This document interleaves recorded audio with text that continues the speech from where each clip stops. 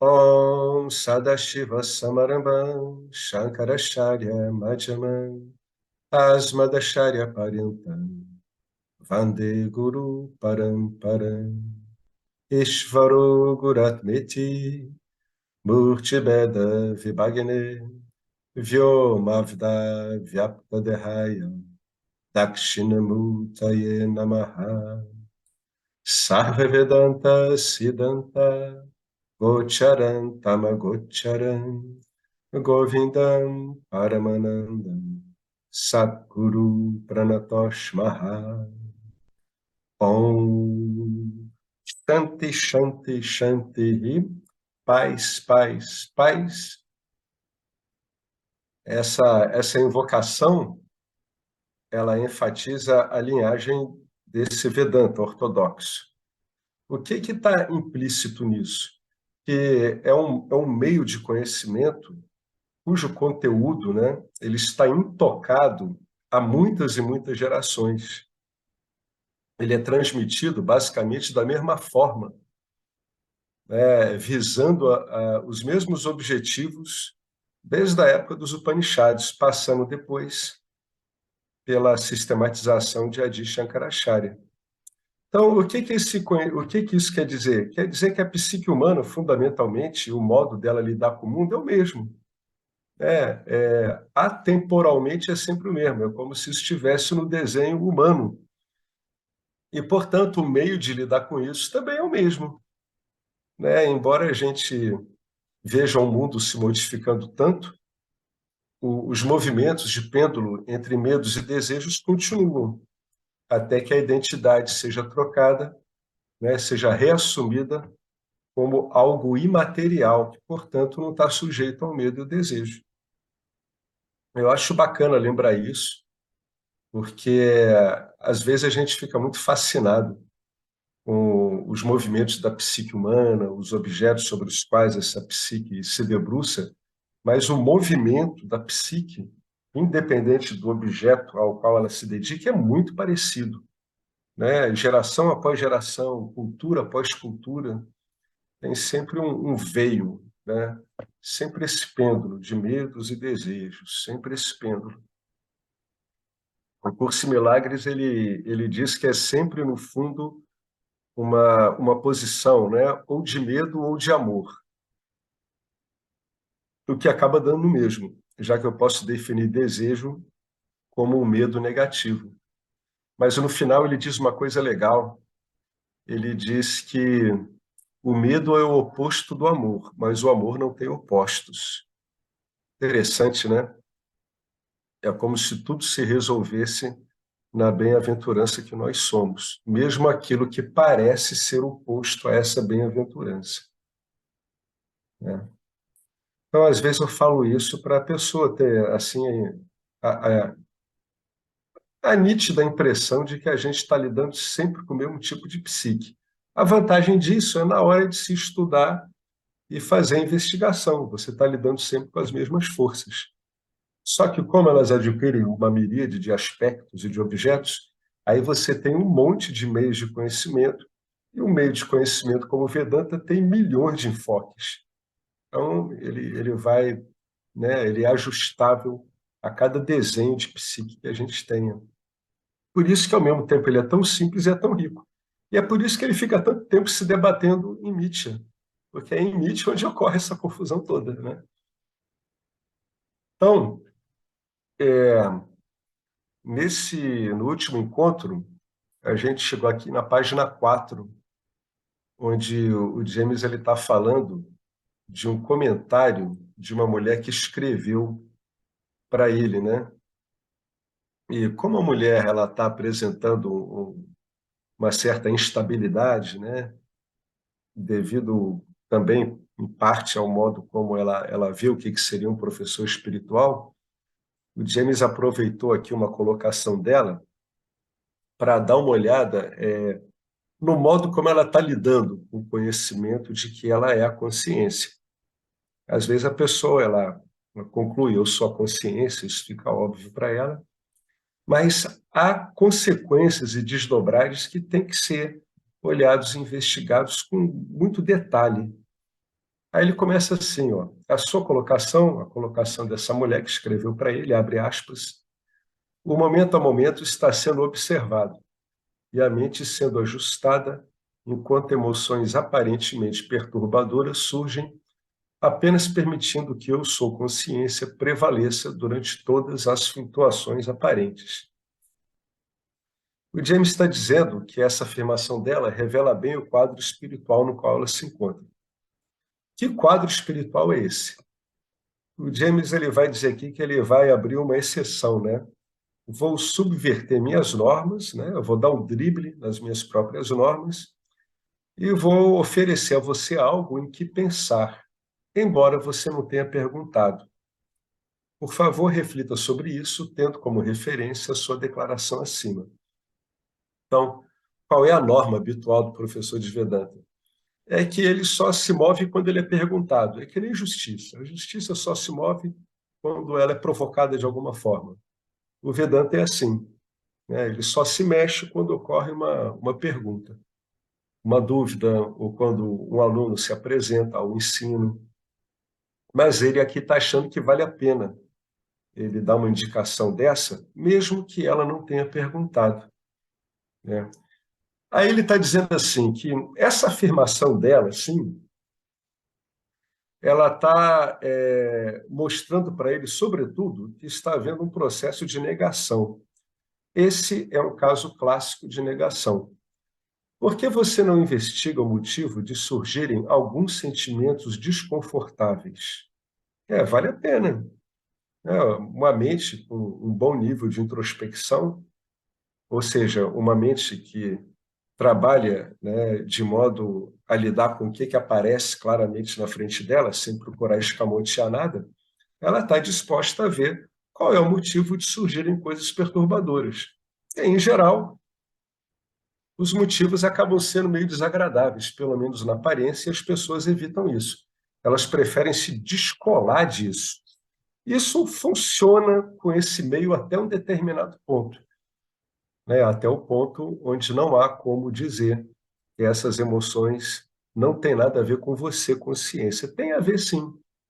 Você está iluminando essas emoções e está mostrando que alguma coisa tem que ser procurada em Nietzsche, né? É um clamor aí a capacidade de discernimento da pessoa.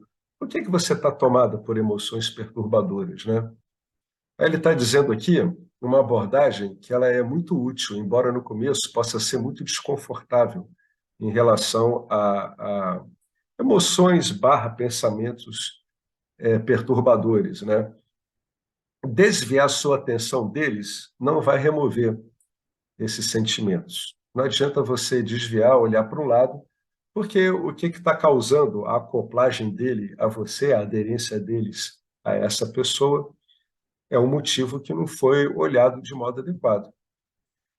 Como é que a gente lida com coisas perturbadoras, essas que a gente quer se livrar? Aqui está o resumo que, na verdade, vai ter que ser feito com qualquer coisa perturbadora. As coisas boas, a gente não precisa fazer isso, a não ser que a gente esteja perturbado com a possível falta das coisas boas. Mas qualquer coisa desestabilizadora, primeiro ela tem que ser reconhecida. O que é isso? Bom, realmente eu estou perturbado com isso, né? O Giva está apanhando diante de um quadro desse. Então precisa ser reconhecido. Tem realmente um elemento sutil aqui, um pensamento associado a emoções, que precisa ser reconhecido. Ou seja, não dá para varrer para baixo do tapete, tá? Eles precisam ser aceitos. Aceitos como? Como que são, né? Se são desconfortáveis para mim, tem que ser aceitos como coisas desconfortáveis para mim. Não tem outro jeito. A pessoa tem que reconhecer que ali, como o Giva, está tendo ali uma carência, uma deficiência, tanto que causa uma perturbação. E, em última análise, precisam ser compreendidos, né? Compreendidos tanto dentro da dinâmica do Jiva, ou seja, no fundo, isso não tem nada demais. Todo Jiva ele é assolado por coisas perturbadoras, né? Mais cedo ou mais tarde, e tem que ser olhado do ponto de vista do que se é mesmo. Qual é a consequência mesmo de do Jiva se compreender como consciência ilimitada é que, em última instância, ele, como consciência ilimitada, não está limitado por nada. Então, ele não passa por privações, né, em decorrência desses movimentos de Nietzsche. Qual é o movimento de Nietzsche aqui? É a ocorrência dessas emoções e pensamentos perturbadores. Então, primeiro você reconhece a situação, ela fica clara, depois você vê que realmente ela é assim, ou seja, não tem como ser diferente naquela hora, e finalmente você compreende sobre esses dois pontos de vista. É o ponto de vista de Nietzsche e de Sartre. Aí o James continua. Você é Brahman, significando isso que você é consciência ilimitada. Eu não estou definido por absolutamente nada e, portanto, eu não estou alterado por absolutamente nada. Ilimitado. Nada do que eu bote aqui vai aumentar ou diminuir uma ilimitação. Não há conhecimento de si que precise prevalecer, ele já está dado. Aham Brahmasmi, que é eu sou consciência, significa, de um modo muito simples, muito coloquial, eu sou livre. Eu sou livre de qualquer vínculo, de qualquer servidão, tanto em relação às coisas que me perturbam, quanto àquelas que me vinculam a elas por serem muito boas. E porque, no fundo, toda vez que a gente está vinculado a uma coisa muito boa, a gente tem, no fundo, aquele medo de que a gente pode perder essa coisa muito boa. É por isso que a gente pode definir um desejo como um medo negativo e vice-versa. O que significa dizer que você é livre? Agora vem as implicações, né?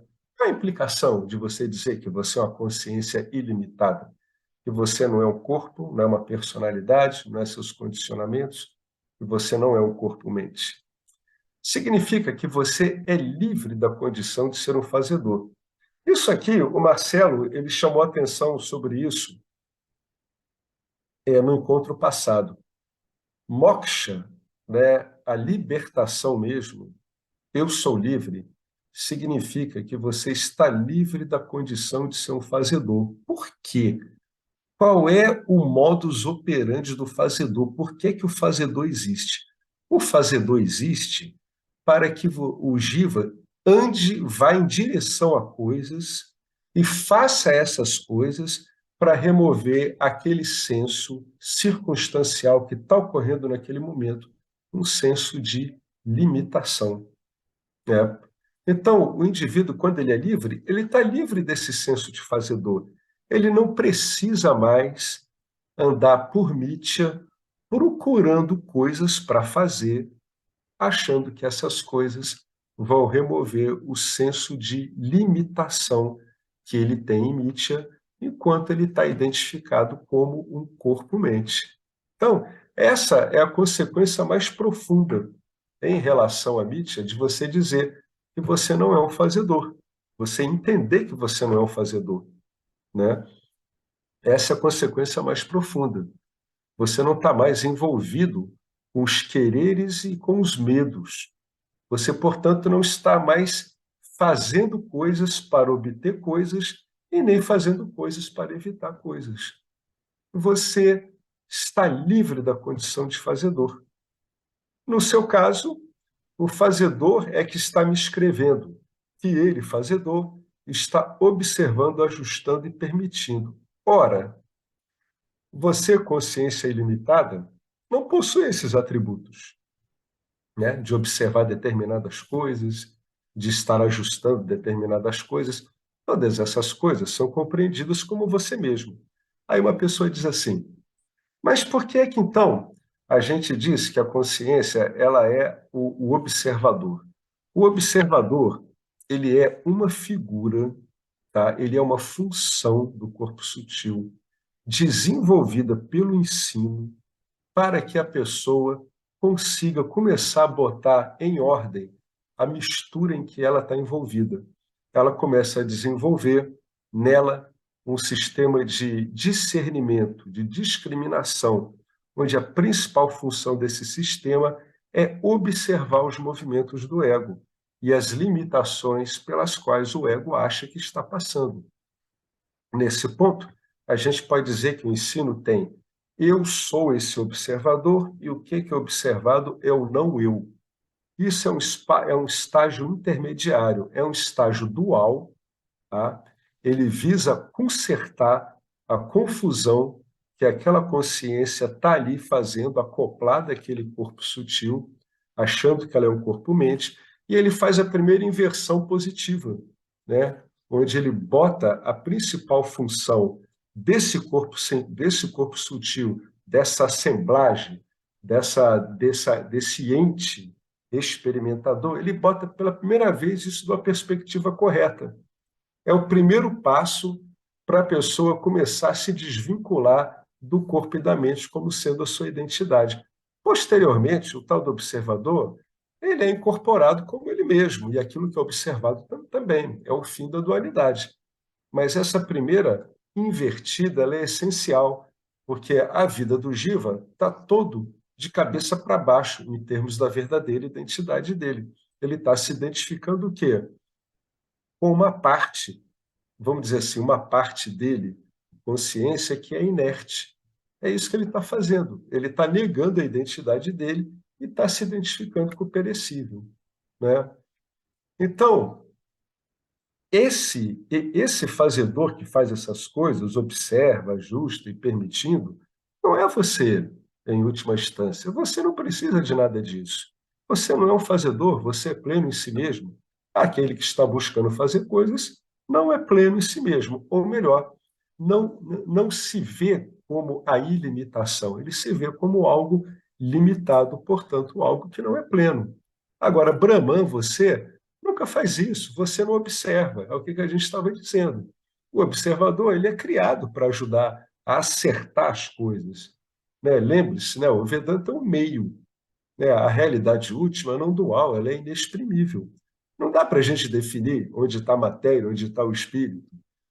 Isso são visões duais. Isso é uma coisa muito complicada para o ser humano entender, sobretudo as pessoas que se definem como materialistas ou espiritualistas, porque é uma definição bipolar, né? Você está contrapondo um aspecto seu a outro, quando na verdade não tem nada disso. Então, você é o que torna a observação possível, tá vendo? O observador, ele é mais um objeto aparecendo em você consciência, onde ele tem que lidar com aquela coisa com a qual ele se identificava. Agora ele está lidando como objeto. Ele está objetificando. Né? O observador consegue objetificar os movimentos condicionados do ego, consegue objetificar o corpo. Né? É um truque. Né? Todo meio de conhecimento ele é um truque. Por quê? É com um truque que somos enganados e é através de outro truque que esse truque é desfeito. É como se fosse um feitiço para combater o mal do feiticeiro. Brahman não ajusta, porque tudo é ajustado o tempo todo. Você não tem que ajustar nada, né? Tudo já vai como é. São os gunas, né? Krishna fala no Bhagavad Gita. Quem age, na verdade, são os gunas. Ele está querendo dizer que a ação é automática, não é uma ação pessoal de um fazedor específico. É um sistemão agindo, um sistemão impessoal, que não está definido num local, não está definido em outro, né? É uma inteligência única que vai agindo automaticamente, até que o Jiva comece a acionar a capacidade de discernimento dele e ele comece a alterar esses padrões de ação que geram padrões equivalentes de reatividade do campo dármico. Né? Agora, se o Jiva não quiser fazer isso, para o campo dármico está tudo bem também, não tem problema. Tem sido assim, sabe-se lá quantos eons, que continue assim. Né? Então, o que o James está querendo dizer é que ela está se vendo como um fazedor. Né? Olha, aquilo é aquele caso que a gente comentou no encontro passado, né? E a gente usou as bolas aí que o Marcelo levantou e o Henrique também. Ela sabe, não é intelectual, ela sabe que ela é consciência, ela não está mais identificada com o corpo-mente. No entanto, para ela ainda não está claro o que isso significa em termos de lidar com esses objetos de Nietzsche. Nesse caso aqui, especificamente, os objetos sutis, sentimentos, emoções desagradáveis. Ela não está sabendo como lidar com isso. Ela ainda não conseguiu captar o que isso quer dizer. Se ela tivesse compreendido, ela não teria dado muita atenção a isso. Não quer dizer que não fosse ocorrer, viu? Ela ia lá, ia saber que o James tinha casado e ouvir os pensamentos habituais do condicionamento dela. Nossa, isso não é a postura de um professor. Isso não é a postura de um professor de Vedanta. Mas ela não ia ligar. Isso vai dando um efeito muito engraçado na cabeça da gente, né? A gente não liga. É como se você estivesse vendo uma feira. Está passando uma feira ali de pensamentos. Olha, lembra aqui dessa barraquinha? Essa barraquinha diz que está te vendendo o seguinte pensamento: compre o meu pensamento, né? Qual é o pensamento? Esse pensamento aqui, aí faz uma bandeirinha, o condicionamento agita as mãos, aí diz: olha, lembra de mim, né? Não, não é legal, não é bom o professor ser assim.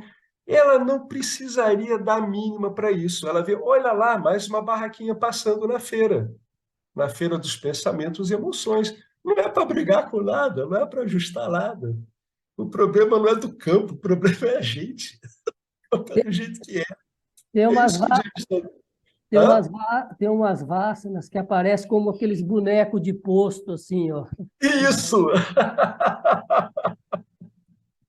Só para o ar fica assim. Não precisa ligar, sabe? Com o tempo, é claro que a gente desliza várias vezes, né? A gente se enrola de novo. Mas com o tempo, você começa a ver essas coisas desagradáveis, que é o que incomoda, e a gente vê que não são desagradáveis, elas são do sistema. Isso vai ficando tão claro.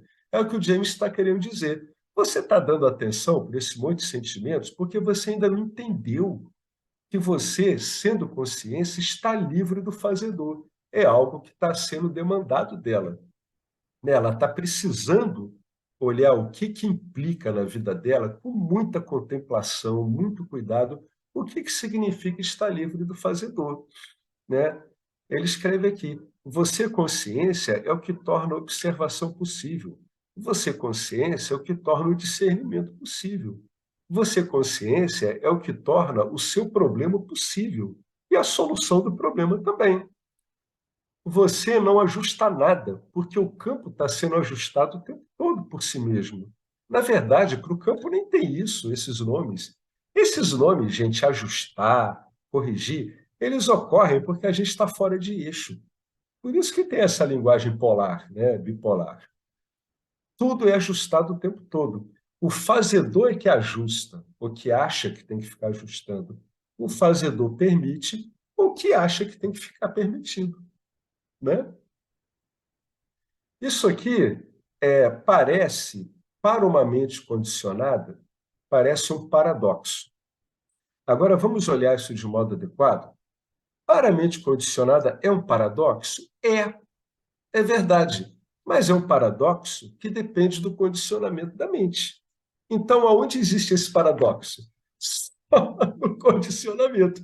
É por isso que a pessoa, se ela ficar estudando a mente dela só pela mente, usando a capacidade de introspecção da mente, sem usar o meio de conhecimento, ela fica girando no mesmo lugar, né? Ela vai tentar resolver um problema através de um modo de olhar que causou o próprio problema, porque é um problema interno.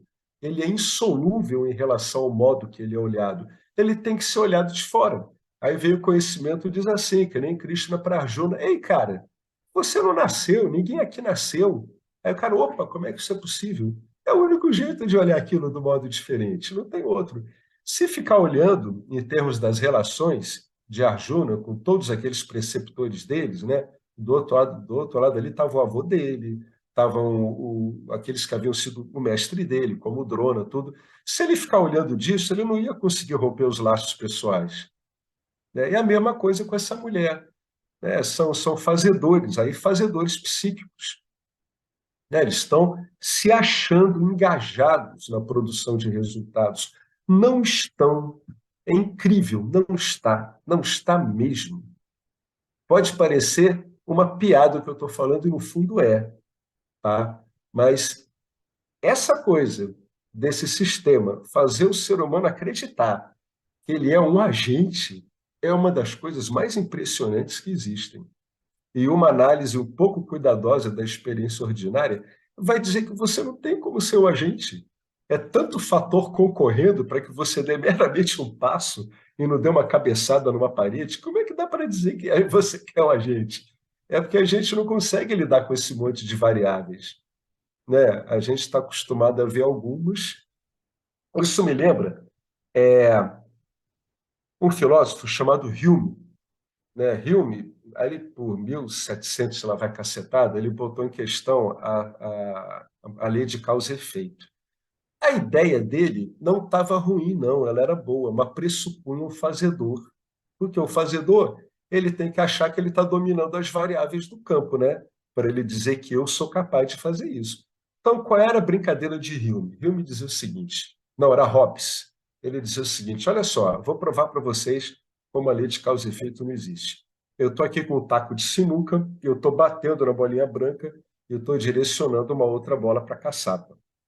Mesmo que eu posicione meu corpo do mesmo jeito, a bola alvo do mesmo jeito, a bola branca do mesmo jeito, o taco do mesmo jeito e a caçapa do mesmo jeito, mais cedo ou mais tarde não vai dar a jogada que eu quero. Tudo bem, ele está usando o modelo, é válido, mas olha só, para ele dizer que isso que ele está concluindo elimina a relação de causa e efeito, ele tem que estar pressupondo que ele, Hobbes, conhece todas as variáveis daquele campo. Ele realmente ele listou algumas variáveis ali, a posição da bola branca, a posição da bola alvo, mas quem diz que só tem essas variáveis? Você começa a pensar bem, olha como tudo varia. Tem a parte de humor dele, tem o fato dele não conseguir calibrar jogadas menos do que milimétricas do taco em cima da bola, tem a respiração dele, tem um meio em volta. Talvez uma pessoa esteja distraindo ele, atuando no campo visual dele, luminosidade. Então, não dá para a gente se ver como fazedor. Você não consegue, em qualquer ação, dizer que você conhece todos os elementos do campo, para você dizer que controla o movimento de todos. Esse é o problema de fazedor, né?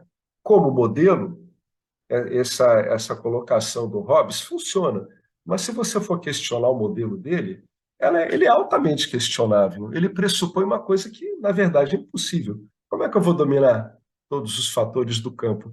Eu estou aqui conversando com vocês através de uma plataforma, né? Quem disse que eu controlo aqui? Eu não controlo aqui nem um milésimo desse monte de fatores aqui, né? A gente não controla, não tem como. Então, é esse o ponto que o James está dizendo. Não está claro para ela de que ela se entender realmente com uma consciência ilimitada torna ela livre do fazedor.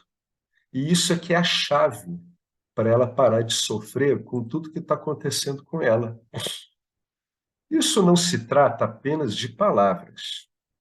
São declarações de fato que precisam ser assimiladas, precisam ser contempladas seriamente, com muito afinco. Brahman, você nunca permite tudo, desde que exista algo além de você, já está permitido. Ou, como dizem as escrituras, já está realizado. Ou seja, é conhecido por não ser real. Aqui, ele fez para ela uma concessão, tá? Tudo, ou seja, tudo é você. Mas vamos supor que ela esteja enxergando algo que ainda não seja ela, né? Ela não está lidando bem com esses sentimentos, com essas emoções. Na prática, não está funcionando bem. Então, mesmo que a gente admita que exista ela, consciência, e vamos admitir que a visão dela não está clara, tem ela consciência e tem esse monte de coisas que estão sendo ajustadas. Mesmo isso, mesmo esse tudo, desde que exista algo além de você, consciência, que é o que ela está querendo dizer para ele, já está permitido, já está funcionando por si mesmo. Como é que já está permitido? Ora, bolotas, já não está apresentado a ela? Né? Já não está ocorrendo? Então já está sendo permitido, entre aspas. É com esse meio aí que o ser humano tem que aprender a lidar quando ele vai para o autoconhecimento. Né? Ele tem que aprender a lidar com o universo que anda por si mesmo. Inclusive ele, Giva, anda por si mesmo também. Você projetou você mesmo? Né? Você sabe se você vai estar comendo aquele prato de feijão? Você sabe se todas as garfadas vão dar certo? E se você engasgar? Tem gente que morre. Outros vão para o hospital com um caroço de feijão dentro do pulmão. A gente não sabe, a gente não tem esse domínio, não existe isso. Ou, como diz as escrituras, já está realizado. Por quê? Porque já está ocorrendo, já está sendo o que é, inclusive a consciência. Tudo já é como consciência. E é conhecido por não ser real. Todo esse tudo, né, móvel, que é o que causa confusão na gente, em Nietzsche, ele, na verdade, não tem a realidade que nós, consciência, temos. É consciência também, mas não tem a realidade nossa. A realidade da consciência, a realidade última, ela é perene, né? E essas coisas que a gente divisa no campo dármico, esse monte de nome e forma, são efêmeros, inclusive o Sol e as galáxias. E aí ele termina aqui. E, finalmente, é o fazedor e não você que é ricamente recompensado. Deve ser um trecho que ela botou ali. Né? Você, por existir, né, você consciência, já está ricamente recompensado. Né? Você já é a sua própria recompensa. Né? O ser humano ele se lança na vida, ele quer, evidenciando uma coisa chamada tédio, encontrar o tempero da vida. Aí, no autoconhecimento, ele acaba entendendo que ele é a vida e ele é o próprio tempero da vida também. Né? Você é a sua recompensa. Sempre foi e sempre será. Não há karma para você. É nesse ponto que você pega um apontador direto, né? Vamos dizer assim, como Ramana Maharishi, ele diz, não há Ishvara, né? Não há karma, não há fazedor.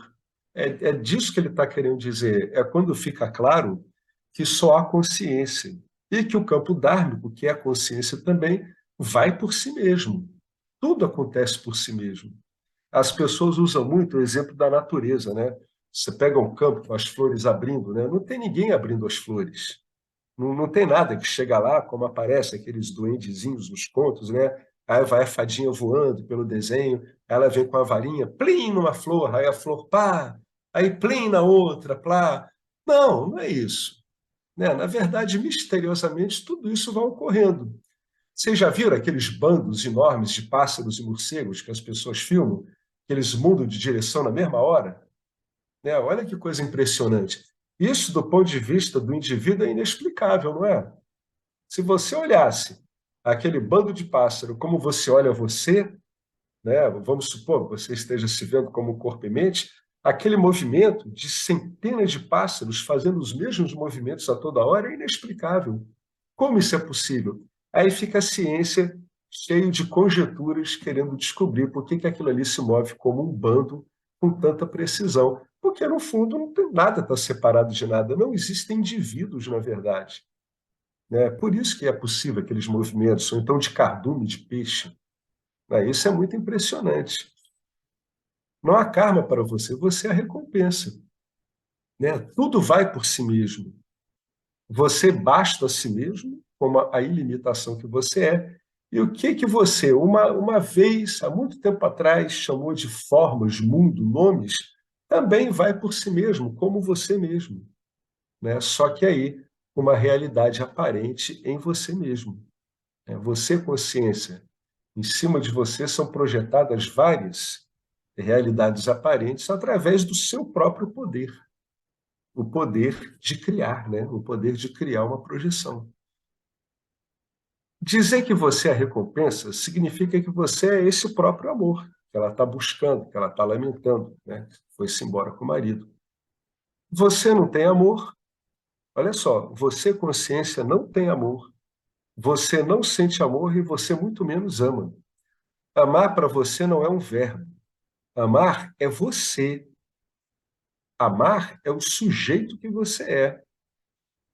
Ser amor significa que você não vê diferenças entre você e os outros. é o amor incondicional. Não há diferenças. Por quê? Porque eu vejo os outros como eu mesmo. Eu estou olhando na rua, eu estou vendo os outros como a consciência que eu sou, a consciência que ele é, a mesma consciência que eles são, que elas são, que nós somos. Que consciência é essa? É a luz do mundo. A mesma consciência, a única consciência. É aquele o um sem um segundo dos Upanishads. O um, o único, a única, sem um outro, sem uma outra.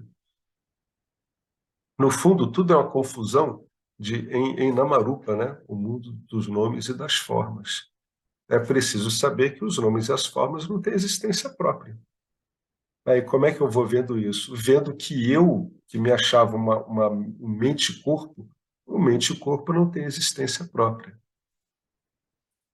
Né? Aí fica claro que você está olhando a mesma coisa o tempo todo. Alguém quer comentar alguma coisa sobre isso aqui que a gente falou? O James ele está indo devagar aqui. Ele está sugerindo para ela, olha, você tem que se olhar de outra forma, você tem que compreender qual é a implicação de você ter se reconhecido como consciência. Ainda não salte do ônibus, não é a hora. Você precisa contemplar um pouquinho mais o mundo já desse ônibusinho da consciência, através dessas janelas. Você tem que contemplar mais um pouco aí, até que isso fique claro. Aí você salta e vai para a praça, vai para o mercado, como dizem os budistas aí, né? Na fábula do touro zen. Né? É por isso que é importante você... Aí entra aqui as qualificações, né? A gente tem que explicar essas palavras que aqui no Ocidente a gente entende mal. Quanto mais qualificada uma mente, mais ela contempla isso, né? Mais ela consegue compreender, firmar, contemplar, introjetar as verdadeiras implicações de eu sou consciência, ilimitada, plena. Né? Por quê? Porque é uma mente estável, é uma mente com capacidade de foco, é uma mente que não está sujeita aos apegos aos apegos, não está sujeito nem à ideia de querer se desapegar. É uma mente que está buscando a liberdade, ou seja, ela está disposta a pagar algum preço, talvez, né, lá no condicionamento esteja lá, nossa, você vai ter que abrir mão de X, Y, Z. É uma mente que não tem medo disso. Né? Então, aí entra, é nesse firmar que entra a mente qualificada, entre aspas. É uma mente apta a absorver isso e introjetar, né, como verdadeiro conhecimento dela, do que no fundo ela é, e quais as consequências disso. Né? O Alex, Oi? nessa negação aí, me ocorreu aqui a aplicabilidade do net, né? Como que facilita, ajuda muito, né, nisso daí, Uhum. de no seu É, fazedor, e nesse processo discriminativo, né? Eu acho que a sim, aplicação facilita muito, ajuda muito. ajuda mesmo. No fundo, o Nietzsche de Asana, ele é tipo um net-net, né? É porque ajuda muito, tem que botar a coisa em ordem, né? Porque se não usar o net-net, a tendência pelo condicionamento é que a gente continue embolado, né? Então, o net-net, ele diz, eu, não eu.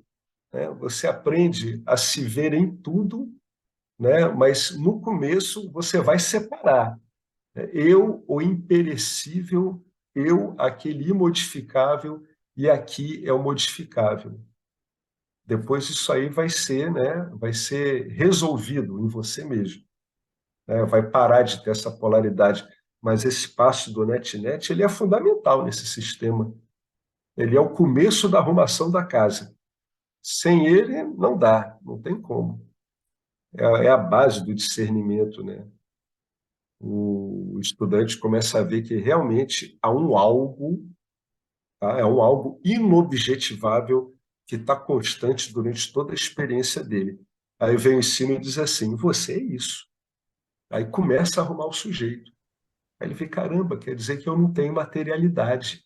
Olha só, né? Eu não sou nenhuma alma indo para cá e para lá, porque eu conheço o movimento dessa alma, né? O que que eu sou? Aí vai entrando naquele silêncio mental. Por quê? Porque não dá para responder. Não é porque o cara ele usa uma técnica para calar a mente. Não, é por compreensão. A mente não consegue elaborar. Ela não tem como elaborar uma coisa que é mais sutil do que ela. A mente condicionada simplesmente ela para. Ela não consegue mais criar camadas de interpretação. Aí é quando o net-net está dando certo. Você começa a cair no silêncio. Não é porque você está forçando, é porque a mente está muito bem instruída, muito bem orientada. Essa técnica do net-net, ela orienta muito bem a mente. Então, três coisas fundamentais ó, que preparam a mente. É usar bem o Karma Yoga, usar bem a meditação e usar muito bem esse net-net. Tudo isso vai fazendo com que a mente vá silenciando através da compreensão, né? Ela vai silenciando espontaneamente no decorrer do uso do meio de conhecimento que é o Vedanta, sem precisar de técnica, nada disso, né? Você vai somente compreendendo, você vai compreendendo o que você está fazendo. Eu estou usando Karma Yoga. Por que que eu uso Karma Yoga? O que quer dizer Karma Yoga? Eu estou usando técnicas de meditação. Por que que eu estou fazendo isso? Ah, porque eu quero ter um foco de mente mais arrumado e mais estável, né? E por que que eu estou usando o NetNet? Porque é o começo da minha discriminação, de eu saber que eu não sou um corpo-mente. Então é fundamental. Quanto melhor nisso, mais o indivíduo, ele não só ele tem mais chance de assimilar, de compreender o que ele é, como assimilar as consequências dessa compreensão. A pessoa pode assimilar, pode compreender quem ela é e pode demorar anos para assimilar isso tudo, né? Até ela ir se livrando de todo esse monte de agarramentos, né? Talvez ela demore tempo. Cada um vai ter o seu tempo aqui, né? Mas esse uso do net-net, saber o que é Karma Yoga e usar bem, e saber por que que se medita, por que que eu estou usando uma técnica meditativa, o que que eu estou querendo com isso, né? É importante tudo isso. A pessoa pode meditar tendo isso em mente, ela pode meditar com qualquer coisa. Vamos supor que você esteja conversando com uma pessoa sobre o trabalho ou um assunto qualquer na rua. Se você praticar legal, você vai notar que cada vez a sua mente está interferindo menos no que você está falando. Você pode estar ouvindo até uma coisa com a qual você não concorda, mas isso não tem importância. Você está virando um bom ouvinte. O que é isso? Isso é uma mente focada e que mantém o foco. Você é capaz de acompanhar uma conversa que até não te interessa muito, toda ela, lembrar de toda ela, e sem que isso incomode. Isso é um modo. O outro é você ver um programa de televisão, se mantém ali focado, ler um livro. Ou então você senta no local, faz tipo uma meditação zazen, né? Fica lá em si, né? Fica lá Opa, mantendo aquilo, vê as flutuações da mente, é normal, é assim mesmo. Não se deixa levar por elas. Não é para suprimir as flutuações da mente, que você vai ter que aí usar um outro tipo de coisa, né? Aí vai ter que entrar aí nos controles aí do Patanjali. Muitas vezes tem que usar técnica de respiração, de banda, para ver se você segura a chegada desses pensamentos, etc. Não é isso. Você pode praticar esse foco e a manutenção dele com tudo que você faz na vida. Lavando pratos, tudo, dirigindo. Depende do se você. É sempre assim, o Vedanta é assim. Você sabe o que você está fazendo com isso? Isso é fundamental, cara. O cara tem que saber isso. Para que você está fazendo isso? Né? Qual o seu intuito? Né? O intuito tem que ser sempre esse, aprimorar o corpo sutil. Né? Ele vai sendo aprimorado mesmo. Agora, saber o que está fazendo é fundamental.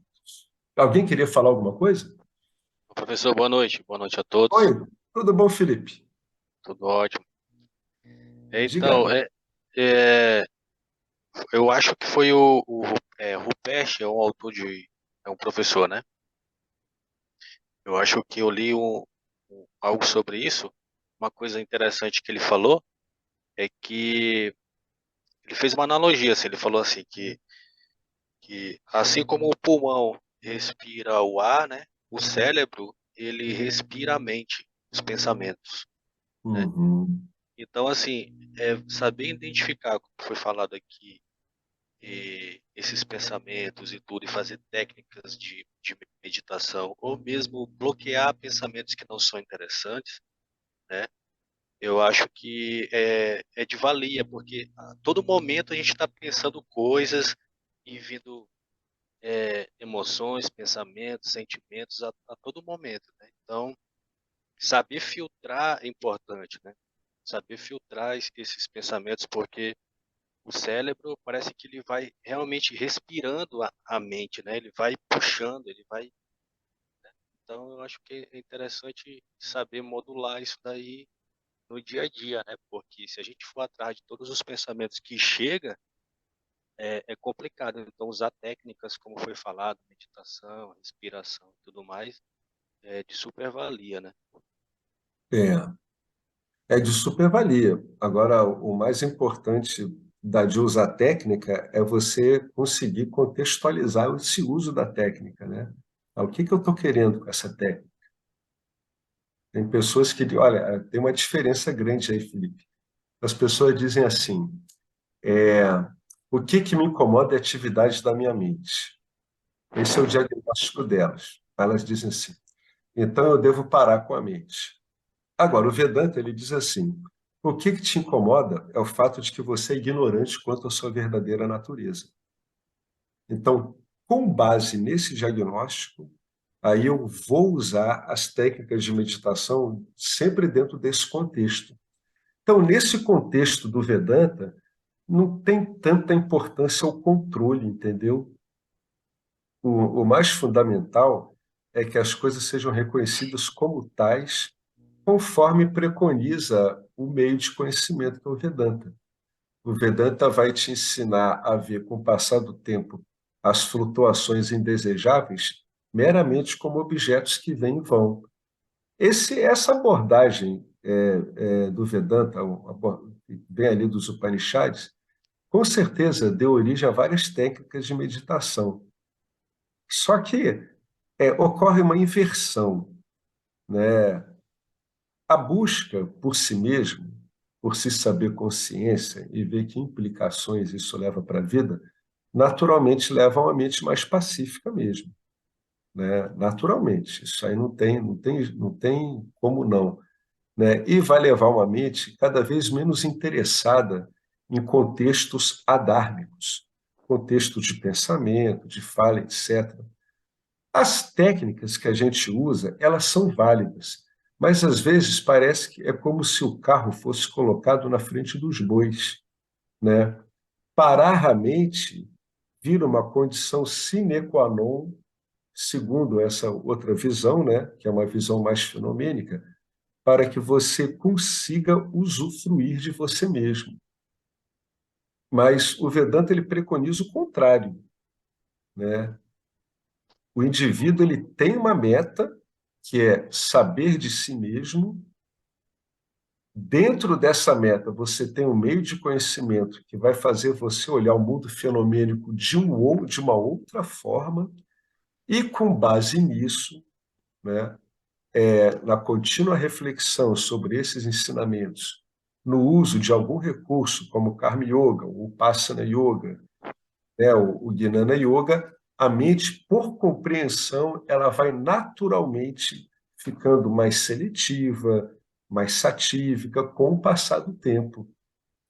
Por isso que eu chamo um pouco a atenção para que isso seja contextualizado, né? Eu posso meditar como o Zazen? Posso, mas o interessante é colocar isso no contexto do autoconhecimento, para que o silenciar da mente não vire o objetivo, entende? O Sim, silenciar da mente é o silenciar de um objeto. Não é bem isso, né? Existe um contexto maior que a gente está envolvido aqui, que é o conhecimento de si mesmo. E para isso, você precisa realmente de uma mente mais estável. É como se agora a gente estivesse usando um instrumento, a mente, dentro de um objetivo mais amplo. É saber que não somos nem mente, nem corpo, e muito menos uma alma que vai para cá e para lá, né? Mas é válido isso tudo que você falou.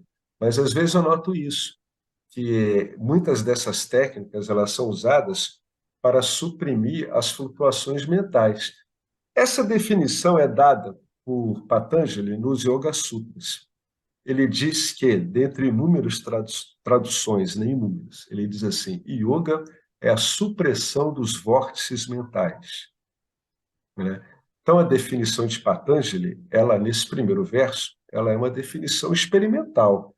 Ele diz que yoga, que é o ponto onde ele quer chegar, é uma experiência de supressão de flutuações mentais. É por isso que o yoga e o Vedanta eles partem de pressupostos diferentes. Embora o Vedanta ele admita o uso do yoga dentro do contexto adequado. Então, muitas vezes, em professores de Vedanta sugerem praticar algum yoga mesmo para algumas pessoas. Vai fazer Hatha Yoga, vai fazer Raja Yoga, né? Vai praticar tais asanas. Mas eles partem de pressupostos bem diferentes. O Vedanta diz que você é não dual, né? Você não flutua. E se você não sabe disso, é porque a sua compreensão não está sendo focada no modo adequado, né? O yoga ele já trabalha de uma outra forma. Ele usa a supressão dos vórtices mentais de modo que o indivíduo experimente, digamos assim, bem comum, um Nirvikalpa Samadhi, onde existe uma aparente não dualidade. Mas Nirvikalpa Samadhi não é não dualidade. Essa é uma questão que eu vi o James já falando várias vezes, etc. É um outro tipo de discussão. O professor Arlindo volta e meia toca nisso, para que a pessoa não fique afeita a experiências, de modo a ela balizar o que ela é. Na Pode virar verdade, uma vassana, né, professor? pode virar uma vássana, pode virar uma vássana.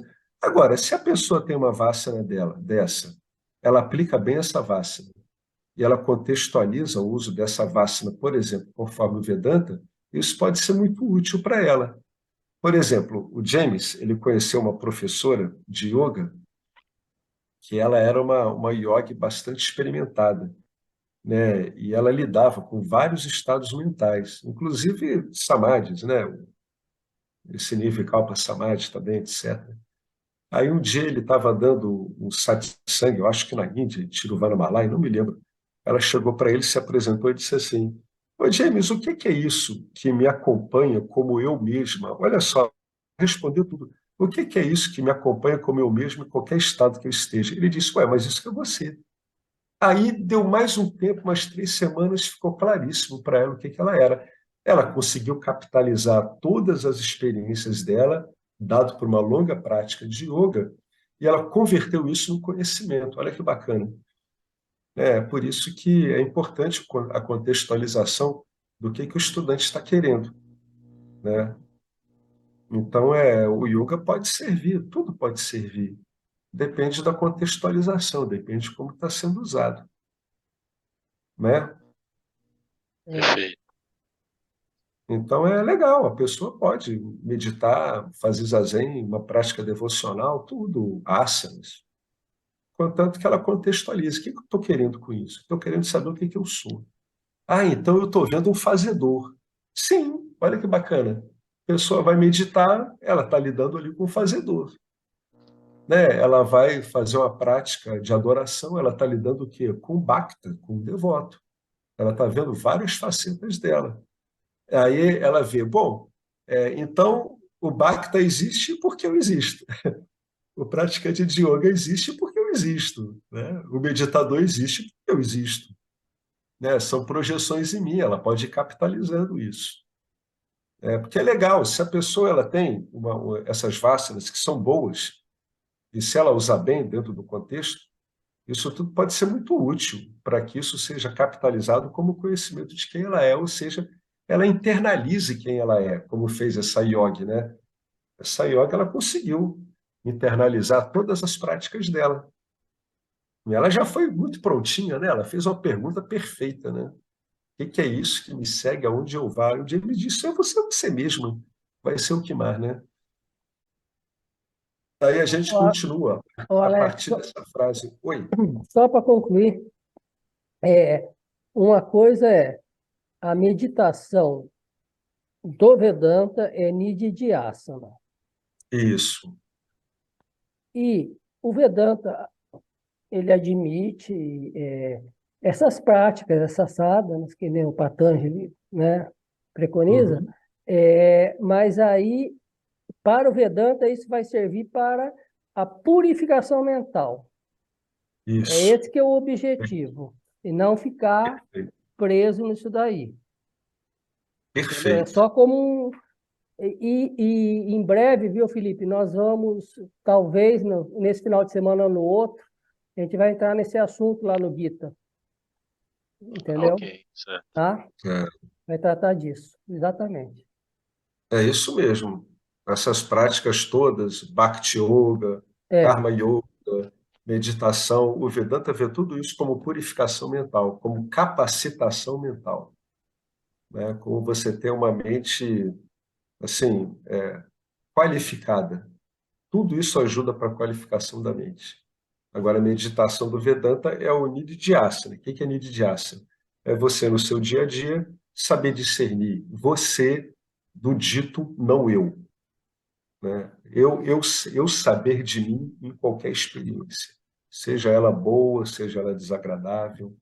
Para o Vedanta, a meditação ela é Nididhyasana, né? Ou então o indivíduo ele senta e ele fica repassando o ensino. Tem muita essa meditação no Vedanta também, né? O Swami Dayananda, ele tinha uma meditação do amanhecer, uma meditação muito bonita, muito longa, onde ele basicamente ele fala para ele de todas as abordagens de ensino do Vedanta.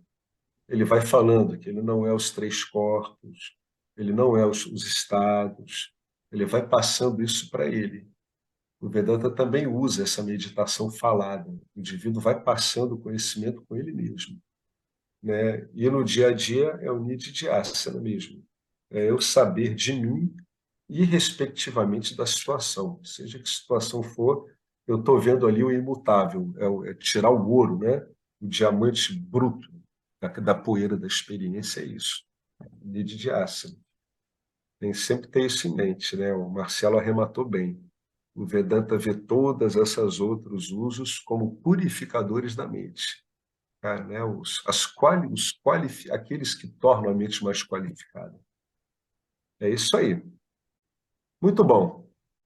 Agora a mulher ela continua escrevendo para ele. Ele separou um trecho aqui. Eu ainda sou cética sobre essa parte do amor incondicional. Só o tempo dirá. O tempo e as circunstâncias não estão envolvidos nisso que ela está achando, né? Somente a investigação vai revelar a verdade. A investigação do quê? A investigação vedântica, do que ela é. Não tem nada a ver comigo pessoalmente. A questão dela não é com ele. Tudo que ele está tentando fazer é devolver ela para ela mesma. Se as circunstâncias de vida mudarem, tudo o que foi dito aqui ainda será verdade. Você é cética porque não tem amor incondicional por si mesma e porque não tem fé em mim como professor. Você não tem fé em mim porque você não se ama incondicionalmente. Você ainda tem julgamentos indelicados sobre si mesma. Se você é o ser, você amará seu ego incondicionalmente. Eu vou ler de novo. Se você se vê como ser mesmo, e sabe o que isso implica, você vai amar o seu ego incondicionalmente.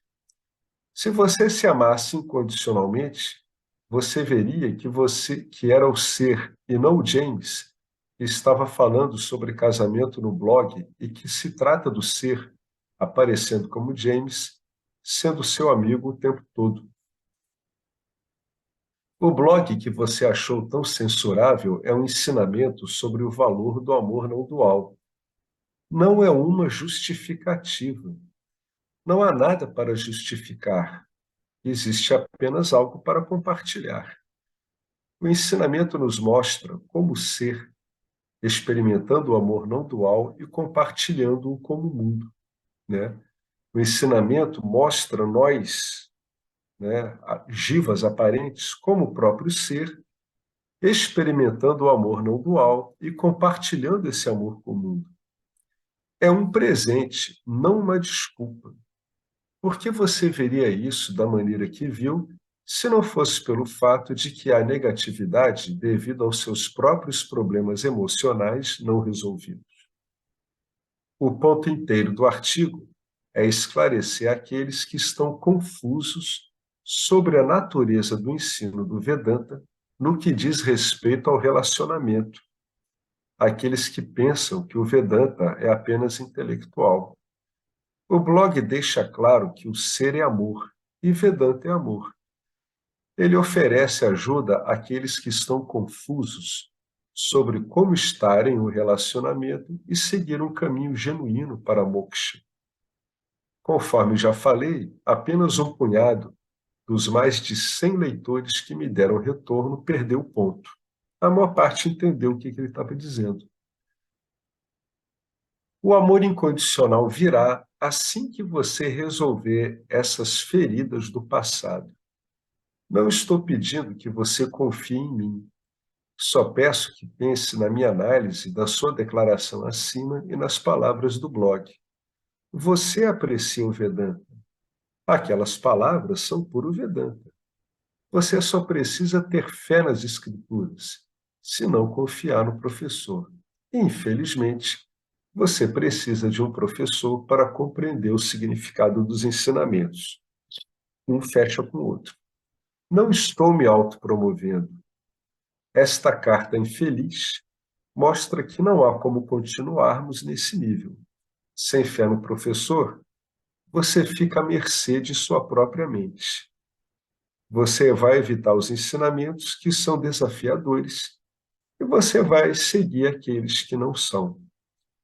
Os ensinamentos que são desafiadores são os ensinamentos que botam em xeque os nossos condicionamentos vinculativos, né? O nosso uso, o nosso condicionamento por vacinos vinculativos.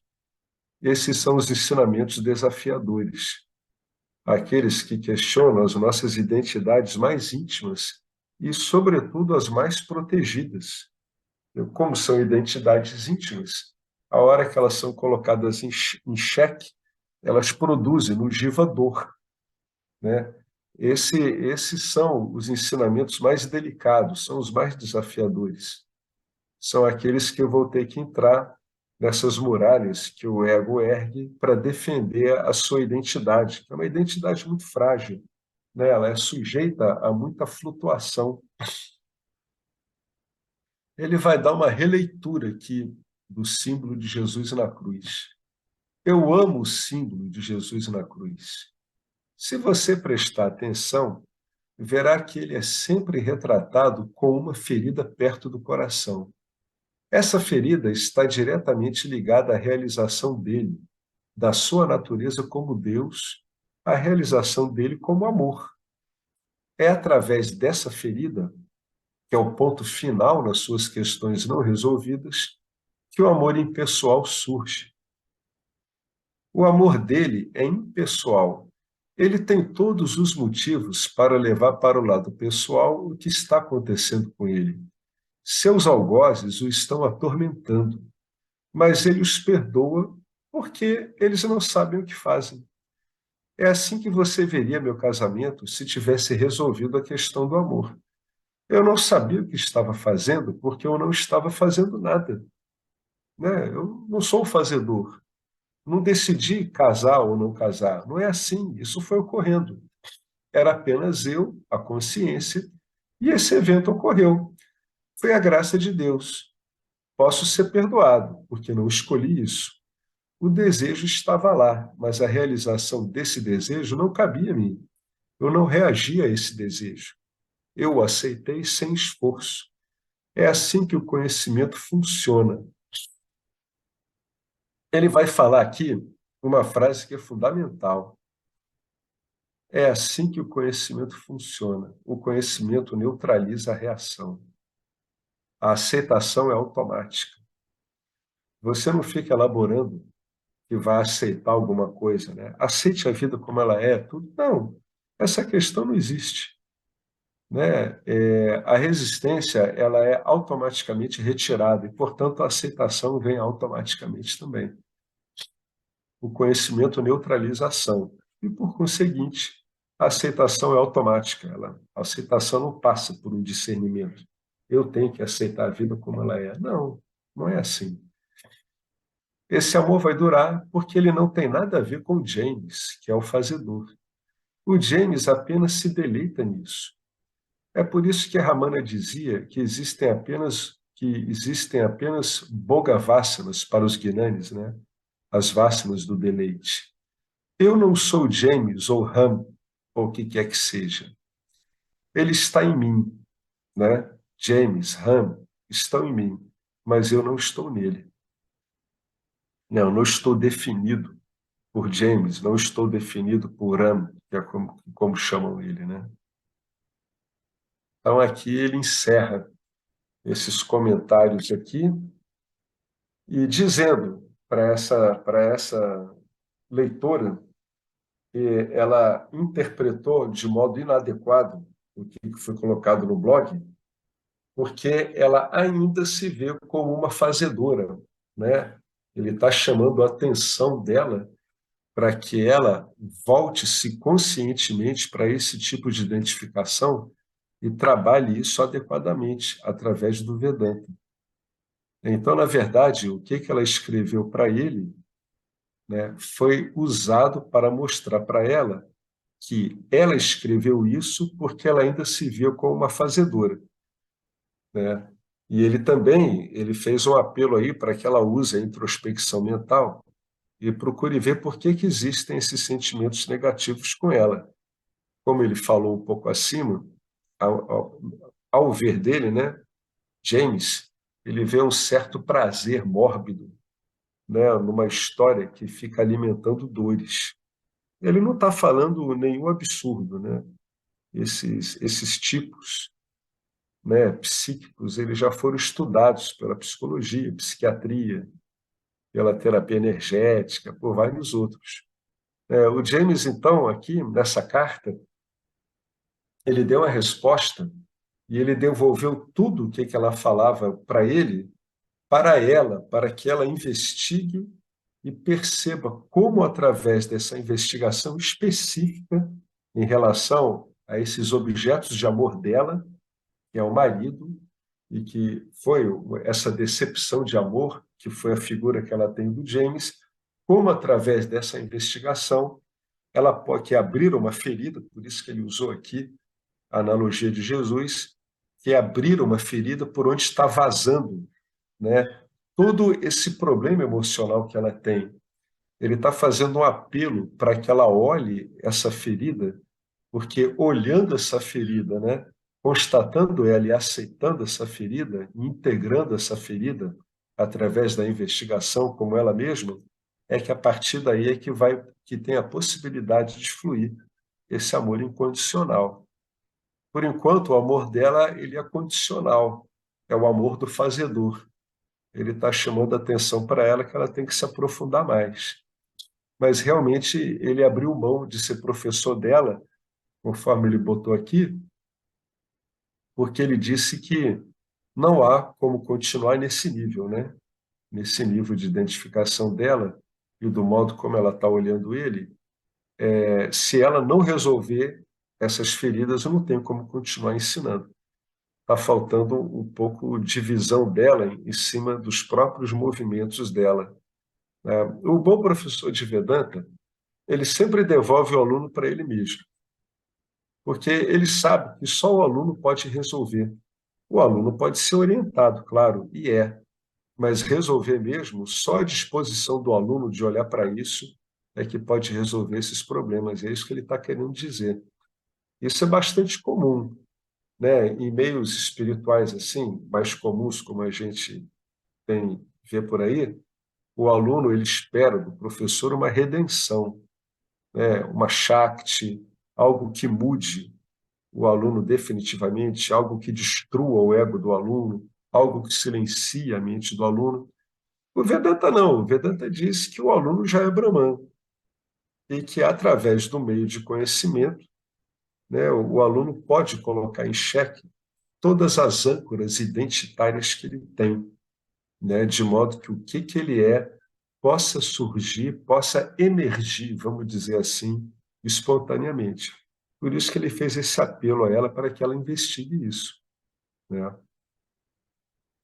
Aqui a gente está encerrando o capítulo 4, o capítulo 5, não, 4, e a gente depois vai para o número 5, que é pequenininho, acho que são 3 folhas só. Eu estou traduzindo o sexto.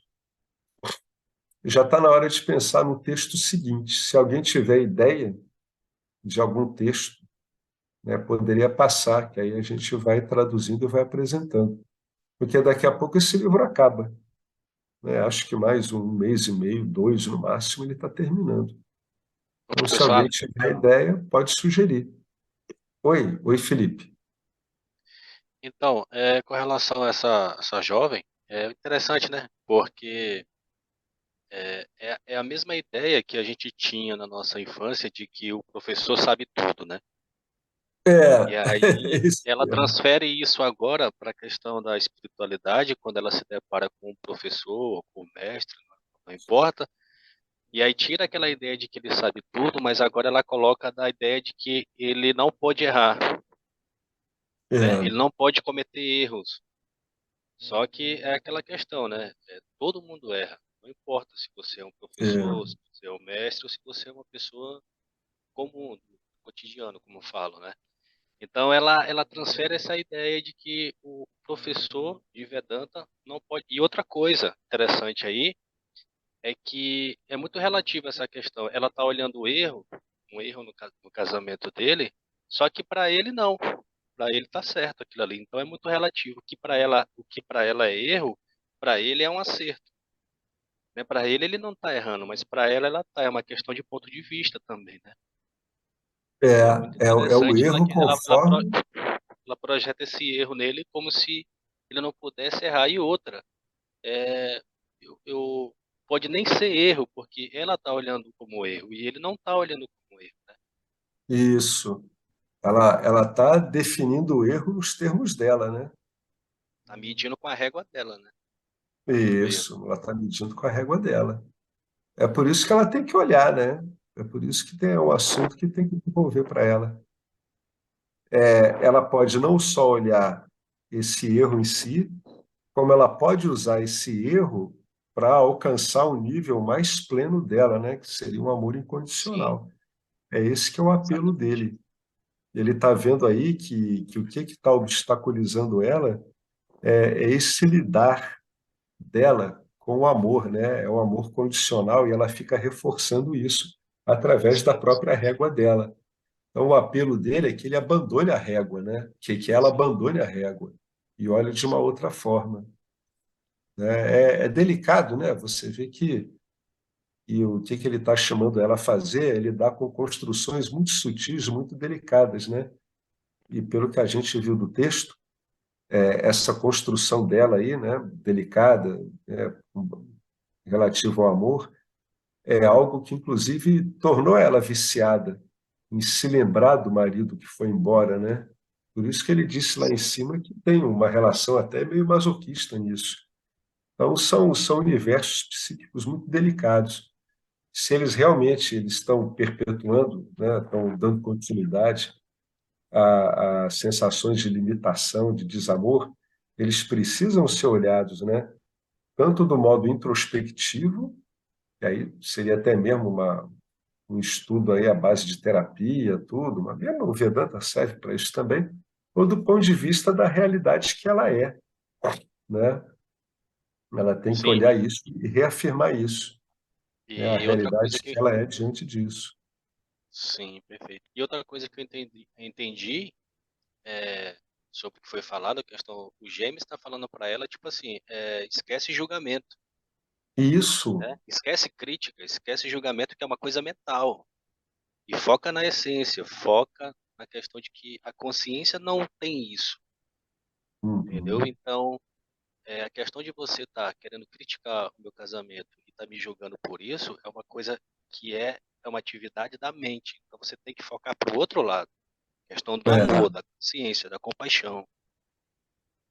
é, Então, bem, super é, entendido. compreender, né? Realmente compreender vivencialmente o que que ela já descobriu. Ela Sim, descobriu que ela é consciência. Ele mesmo disse que ela gosta do Vedanta. Ela descobriu isso, mas ainda não está claro para ela as implicações disso, né? Então está sim, faltando aí uma investigação mais demorada mesmo, uma contemplação.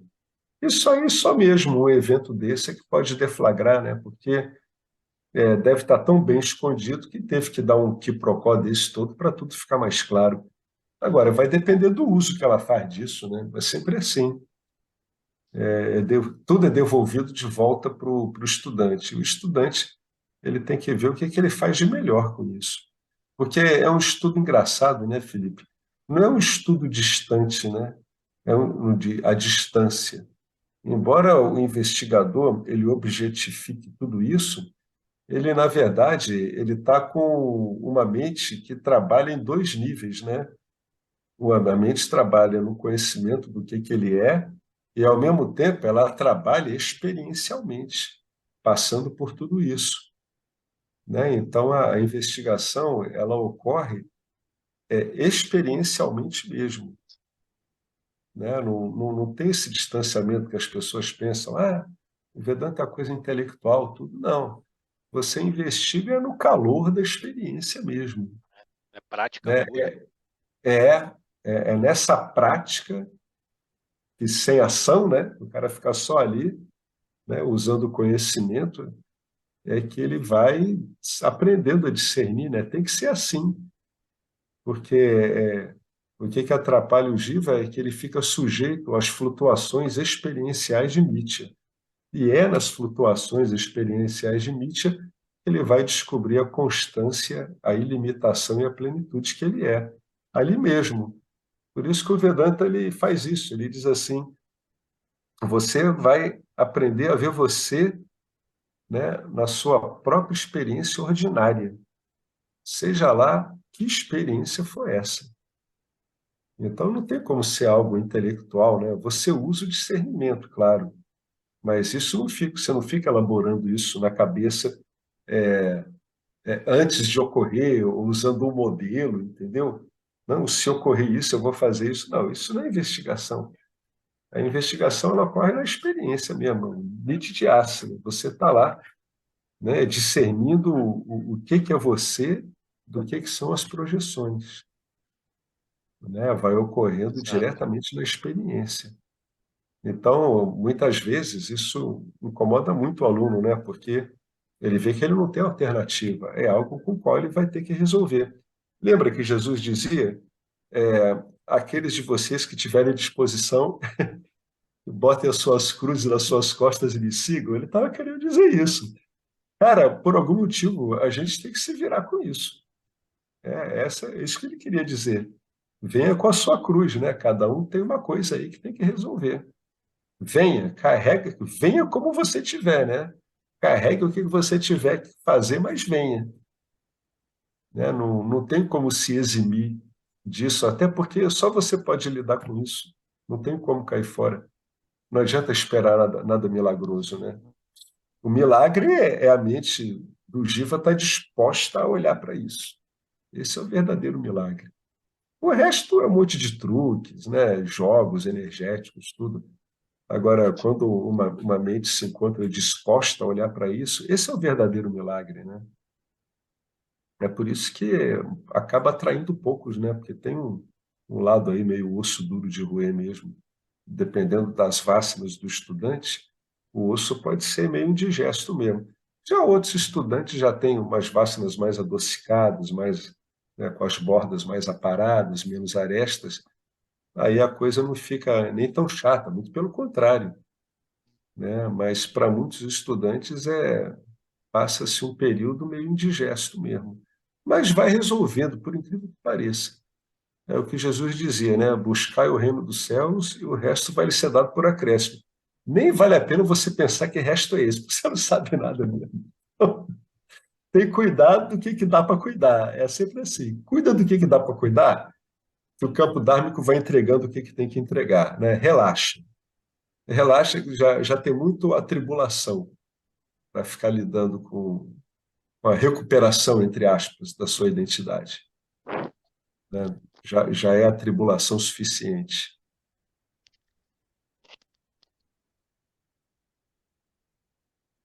E aí é interessante e percebe-se também, como foi falado, né? A questão que ela parece que projetou no casamento do James o que ela também viveu ou vivia, sei lá, né? Então ela, aquela ideia de casamento perfeito, É isso tudo, como, de é como o casamento deve ser, né? como casamento deve ser, exato. E aí, É, mais uma vez, ela tá tendo essa interpretação baseada no ponto de vista dela, né? E do que ela viveu.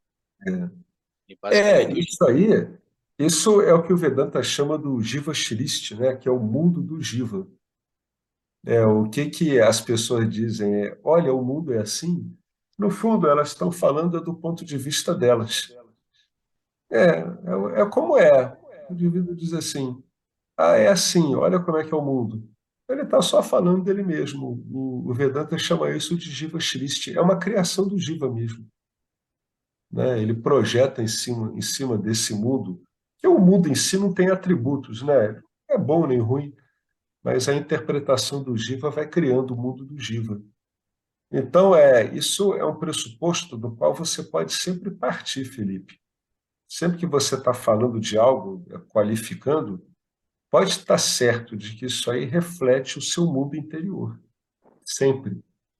É por isso, é por isso que dá para corrigir, entendeu? Se não fosse assim, estaria completamente fora do seu alcance colaborar para isso, né? sim.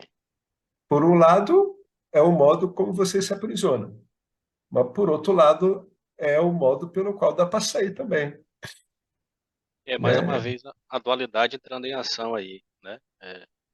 É Ah, o bom, quê? é assim, é daquele. Mais uma vez a dualidade entrando em ação, né? É bom assim, Exatamente.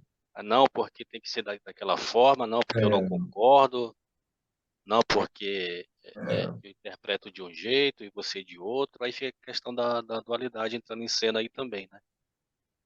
A E aí, dualidade, sim, ela nunca vai deixar, mesmo quando fica claro para você quem você devido ao seu sistema de experiência, né, o corpo sutil, o corpo, você sempre vai ter uma leitura dual.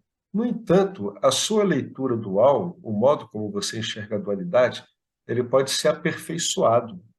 O que o Vedanta faz é aperfeiçoar a sua leitura da dualidade. Ele faz uma leitura da dualidade muito mais conveniente, muito mais realista e muito mais conduciva à revelação de quem você é. É não como é se que vai fosse uma... cessar a dualidade, né? Ela vai te doutrinar em cima da dualidade. O Vedanta ele vai ensinar você a enxergar a dualidade. Sim, Ele vai dizer, olha, está vendo isso tudo que você viveu até agora? Isso é dualidade. Agora vamos enxergar isso de uma outra forma. Continua sendo dualidade, mas vamos enxergar de uma forma que vai deixar sua mente muito mais satírica, uma forma que tem muito a ver com a sua vontade de libertação, sobretudo, né? Por isso que os meios de conhecimento eles lidam com a dualidade. Eles te dão uma leitura a menos pessoal possível da dualidade, né? Muito embora seja uma leitura dual. sim. O, o Curso em Milagres chama isso de ajuste da percepção. Ele diz que ainda é percepção, mas a percepção pode ser tão bem ajustada que ela quase ela corresponderia à verdade, mas não é ainda, né? Gostei muito gostei muito dessa definição, né? Que o Vedanta, ele, ele não é que ele te doutrina, mas ele te dá ali um parâmetro para você entender que a dualidade vai continuar, porém você vai enxergar a dualidade de uma forma diferente. Você vai Isso, saber andar sobre a isso. dualidade, sobre o Dharma, você vai fazer uma interpretação diferente daquilo que você tinha antigamente, que era mais baseada no ego, no... É, é isso que eu ia te falar, exatamente. Você ter tocado nisso. O Vedanta ele vai te dar uma leitura da dualidade que não é baseada no seu ego. Interessante isso, né? Muito. O ego é mais uma peça disso aí, mas não é mais baseado no seu ego, né? Vai te dar uma dualidade impessoalizada, vamos dizer assim, né? O mais impessoal possível. Esse é o resultado do Vedanta, quando ele fica debruçado aí em Nietzsche, falando da manifestação, tudo, ele está te dando uma visão da dualidade cada vez destituída, cada vez mais do seu ego, né? Ele vai te dando uma visão impessoal, né? Naturalmente, a sua mente vai sativizar, não tem como, né? Não tem como escapar da sativização. É um meio, é um método mesmo, né? Às vezes as pessoas elas ouvem Vedanta e dizem assim, ah, mas eu acho isso, isso. É válido isso. Mas em termos de método, o que é interessante é você explorar o método até as suas últimas consequências, né? O que isso implica?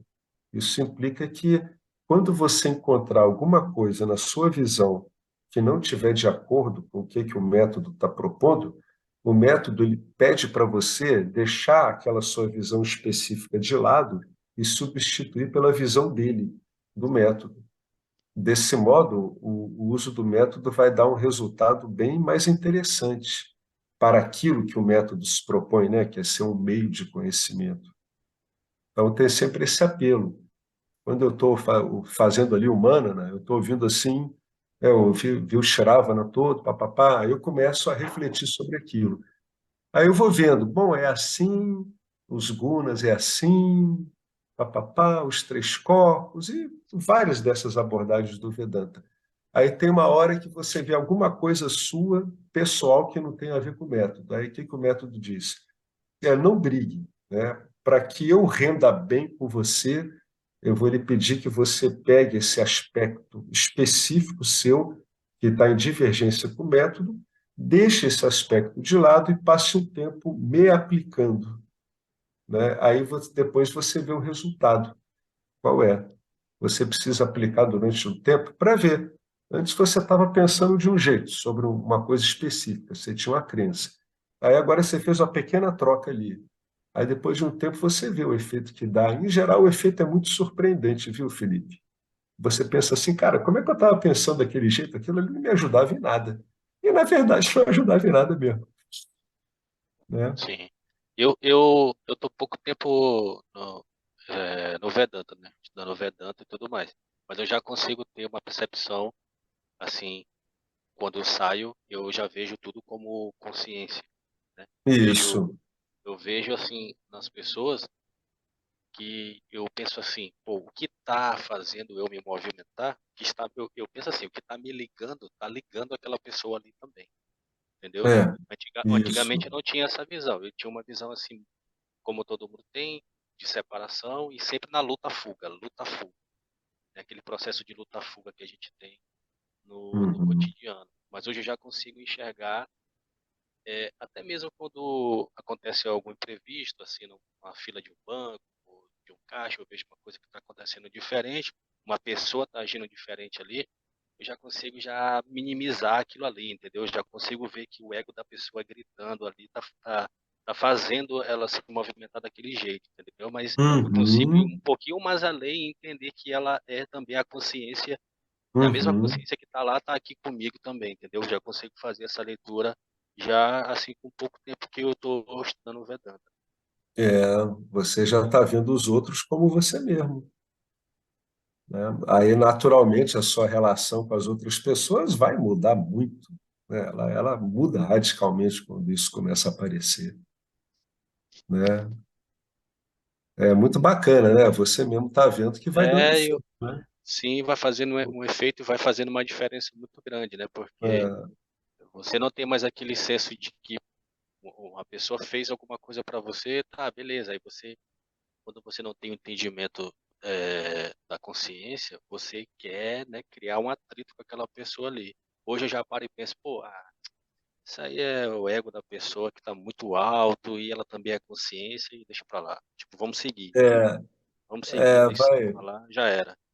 vai relevando, né? Já deixa para lá, já penso no Dharma, no Karma, e tudo isso vai passando pela cabeça e vai passando, deixa para lá.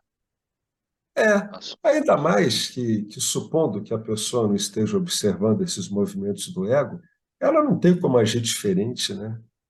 É só a gente Sim. olhar para o nosso passado e ver que a gente não tinha como agir diferente também, né? Não tinha como. Parece Pois ser é, meio automático. impossível. E é uma potência o sistema, né? Ele bota para agir no automático mesmo. A não ser que isso comece a ser questionado, né? A coisa fica no automático mesmo. Então a gente E acaba ficando mais compreensivo mesmo. sim, mas releva as coisas, né? Fica menos agressivo, sei lá. Vai Sim, mudando. sim, o seu mundo do Jiva, ele está sendo radicalmente transformado, né? Ele está sendo radicalmente transformado. Agora, é uma coisa que eu te pergunto, não era como você imaginava, né? É, exato. Para mim está sendo uma surpresa, assim, né? Eu estudando É Vedanta, eu tô diferente vendo mesmo. que é muito diferente porque eu tinha muito meu ego, tipo assim, muito grande, muito alto e separação total, né? É. Dualidade, luta, fuga todo tempo, ansiedade lá em cima, daquele modelo. E hoje eu já Hum. consigo ter uma visão diferente, já relevo muita coisa. Depois que eu comecei a estudar o Vedanta, já consigo relevar muita coisa, estou deixando muita coisa para trás, sabe? E É porque tipo, vou você está seguindo. aplicando. É porque você está aplicando na sua vida. Ele funciona, cara. Ele funciona maravilhosamente bem. Né? É por isso que se diz, né, que é um meio de conhecimento comprovado, né, ao longo dos milênios. Funciona mesmo. E a pessoa ela vai vendo essas modificações ocorrendo de um modo que ela nem esperava, né? É muito inesperado, ao mesmo tempo é muito simples também. É É, muito bacana. e não está me fazendo mal, não, está me fazendo bem, porque está me trazendo menos confusão, menos atrito e eu estou ficando Uhum. mais assim, mais relaxado, entendeu? Eu estou baixando o nível, eu estou mais tranquilo depois que eu comecei a estudar Vedanta, porque eu consigo hoje falar, eu penso assim, caramba, como eu tinha um ego grande, né? Como eu pegava tudo, discutia por qualquer coisa, cara. E hoje Dá uma não, hoje importância, não, né? cara. Hoje eu tô vendo, não, isso aí é desejo, não, isso aí é dualidade, não, isso aí é aquilo, não, isso aí é ego. E tá me É fazendo assim bem. mesmo. É assim mesmo. Você vai ficando com a mente muito mais satífica, né? Muito mais satífica. E vai se comprazendo mais em si mesma, né? É uma mente que se compraz com ela mesma, né? Ela não está brigando nem nada. Ou seja, ela começa a refletir mais o que você é, entendeu? Ela não está quicando Exato. de um lado para o outro. Como você é bem-aventurança, o meio de experiência aí, que é o corpo sutil, ele vai produzindo esse bem-estar, né? Ou seja, ele vai, numa linguagem vedântica, ele vai refletindo melhor o que você é, está mais sativizado, né? Isso aí, esse seu bem-estar só prova que nós somos amor, que nós somos, né, bem-aventurança. É só a mente dá uma sossegada é que ela começa a refletir o que somos. Ao mesmo tempo é muito bonito, né? É muito simples, mas é muito bonito também, né? Sim. E é interessante essa modificação, né? Que o É, Vedanta faz. Quando ela é bem. você desapega, você se desapega daquilo que estava te fazendo mal, né? E você agora você muda o olhar, né, para a questão de que você é a consciência, todo sou consciência, só que existe algo aí no meio, que é a questão do ego e da mente, que dá aquela embaralhada e a gente fica confuso em algumas questões Aham. e acaba e acaba fazendo com que a gente faça algumas coisas que a gente não queria fazer. E aí você entende isso. Quando você entende isso, você começa a se modificar. É, é isso mesmo. É Existe isso uma mesmo. interface aí, né, entre a consciência. Existe a mente ali que está todo o tempo ali vibrando para que você haja, para que você faça, para que você reaja, para que você seja É, mais ativo. E aí você vai se embaralhando, você vai se misturando com as coisas, com desejo, com apego, com um monte de coisa. E quando você começa a olhar de forma diferente, de fora da caixa, você fala, caramba, como eu estava envolvido também nessa bagunça, né? E hoje eu é, tô olhando para um outro, tá todo mundo para uma direção, eu tô indo para outra. Isso é bom para mim. isso é bem interessante também. A gente sente que a gente está indo contra a corrente. É por isso que tem que ter um meio, né, cara? Porque realmente a orientação ela muda radicalmente, né? Uma virada de 180 graus. Por isso tem que ter uma orientação. Em geral, no mundo, as pessoas estão com uma orientação egóica, né? Aí a gente vai mudando, dá um outro posicionamento. Só que e aí no meio disso também, quando você vai mudando o teu foco, a tua direção, as pessoas vão percebendo também essa mudança. E Ah, aí sim. vai causando uma estranheza, assim, tipo, tá diferente, tipo, se É. isolou, é o antissocial. Ah, eu sempre soube que é um cara estranho, ou tá usando droga, ou não sei o quê. É. Mas não é nada disso, eu tô só mudando de direção, eu tô indo pro outro lado, não tem nada a ver com o que Isso. vocês estão fazendo, entendeu? Então, tipo assim, É. é muito, muito louco isso, entendeu? Porque desde a minha adolescência eu sempre fui um cara assim, meio que, sei lá, o pessoal já me achava meio estranho. E chegou o É. momento de que essa estranheza, ela faz jus realmente, porque eu tô É. seguindo pro outro lado. Agora tu ficou estranho mesmo. Agora sim, agora não é só o pessoal achava, não, agora é verdade mesmo. É, agora você está estranho de verdade. Está um estranho Exatamente. pacífico. Mas é porque eu quero sair, sabe? Eu quero me modificar. Eu tô também meio que cansado de estar buscando as coisas e, sei lá, cansado também talvez de encarnações. Eu não sei como é que funciona isso, mas eu É, não tô querendo mais. Tô querendo sair, tô querendo me libertar de alguma coisa. Eu sempre tive esse desejo de libertação, aí entendeu? está dando resultado. Você já está com condição de ter discernimento, né? Sim, De ter desapego também, né? O desejo você já tem. E o Vedanta está te dando a estabilidade, né? A disciplina de mente é essencial para lidar com essas flutuações, né? Em vez de se agarrar nelas, ele mantém a mente estável. Por isso que está dando esse efeito muito bacana aí, esse seu depoimento aí. Ele mostra que quando uma pessoa está preenchendo algumas condições básicas, e a principal delas é ter desejo de tudo isso, né? Ter desejo da libertação, de sair fora disso, as coisas vão aparecendo mesmo, elas vão se delineando. E quando pega o meio assim, né, já testado tudo e bota em prática, por mais estranho que pareça no começo, depois de um tempo vai dando resultado mesmo, né? É tudo muito consciente, né? A gente traz isso para si de um modo muito consciente, né? Tudo feito de um modo muito consciente. Aí vai dando esse efeito bacana aí, com esse depoimento bacana que você deu aí para gente. Muito bom, Felipe. Muito legal ouvir isso, né? A gente vê, né? Mais um no qual o Vedanta está funcionando. Ele funciona há milhares de anos, né? Como é que não vai funcionar com a gente? Impossível não funcionar. É só ir ficando que vai funcionando. Muito bom. Muito bom mesmo, Felipe. Alguém quer comentar mais alguma coisinha? Então é isso aí. Maravilha, né? Ilimitados somos, né? Portanto, tira-se algo da ilimitação, já é a própria ilimitação. Ou adiciona-se algo à ilimitação, que já é a própria ilimitação. Então, não tem como mudar absolutamente nada. Tem que ir se acostumando com isso, porque no começo é meio esquisito mesmo, né? Mas depois fica uma espécie de bem-estar, né? Uma curtição assim, mas não é como a gente pensava também.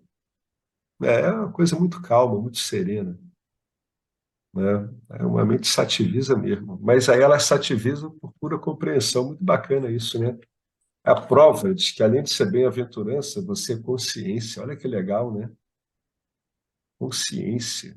Você, né, introjeta as coisas só estão aí porque você está lhes dando vida, está conhecendo essas coisas.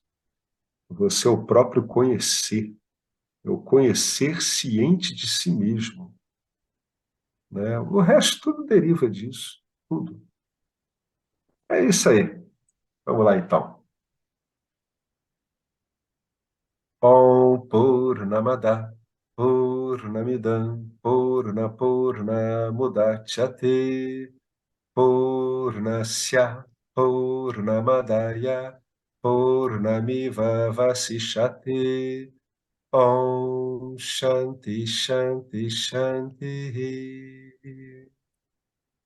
Gratidão ao primeiro Dakshinamurti, gratidão a de Shankara no meio, como sempre, né, repassando tudo, decodificando. Gratidão a todos os nossos professores, todo esse ensino. Gratidão a nós mesmos e, conforme o caso, não esqueça de doar. Beleza? Esteja livre para doar. Se você doar, você usufrui do grupo. Se você não doar, você usufrui também. Então, aí é contigo. Tá joia? Até a próxima, gente. Uma boa noite para todo mundo. Tchau.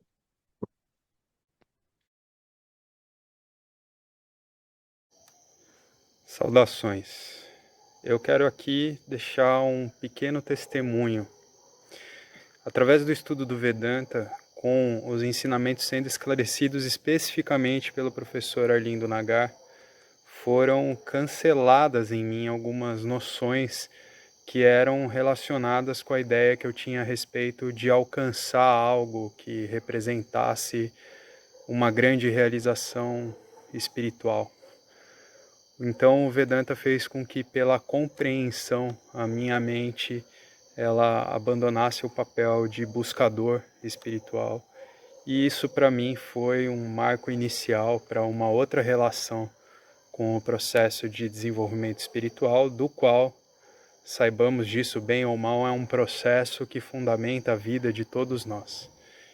E eu digo isso para estimular todos aqueles que chegam no Vedanta Brasil e entendem que podem se beneficiar da profunda imersão direcionada para o autoconhecimento que é promovida nesse grupo de estudos, que é um grupo que existe graças ao trabalho altruísta do professor Arlindo Nagar, suportado também pelo trabalho voluntário de pessoas que contribuem para a manutenção do grupo de diversas maneiras. E entre as várias formas de contribuir com esse trabalho, as contribuições regulares em dinheiro, elas são necessárias. Então, se você se beneficia do trabalho desenvolvido no Grupo de Estudos Vedanta Brasil, faça uma contribuição. Qualquer quantia é muito bem-vinda. As informações para transferências em dinheiro ficam disponíveis na seção Avisos do nosso grupo no Facebook e serão colocadas na descrição desse vídeo aqui também. Namaskaras.